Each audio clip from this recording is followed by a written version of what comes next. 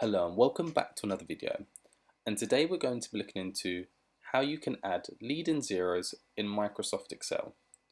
So what we have here is three different IDs. So we've got ID 1, ID 12 and ID 123 or 123, and what I'm going to do is obviously format these IDs with a 0 at the start of them.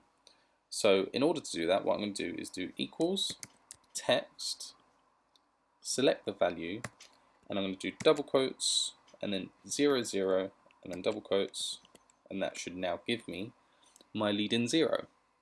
So that's now worked, but for these other IDs this formula would not work, as the two zeros essentially represent the digits in the ID. So 2 digits, that would mean obviously the 0 and the 1, whereas for this one I would need 3 digits. So what I'm going to do is do equals text, and now for this I'm going to do 0, 0, 0. So that first 0 essentially represents our leading 0 that we want to add to the ID, and the other two zeros represent the 1 digit and the 2 digit. So as we can see here, this will now work.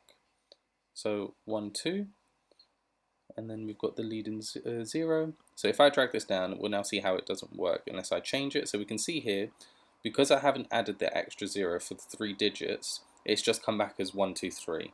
So in order to fix this, I'll simply just add a 0, and now we can see that we've got our leading 0 at the start of the ID. So yeah, this is very useful when you need to add some leading zeros or whatever you might want to add before an ID or a number for whatever reason, or some text. So yeah, very good when you want to format some data that you may have, and yeah, something I'd highly recommend using. If you like this video, please like and subscribe, and I'll catch you in the next one.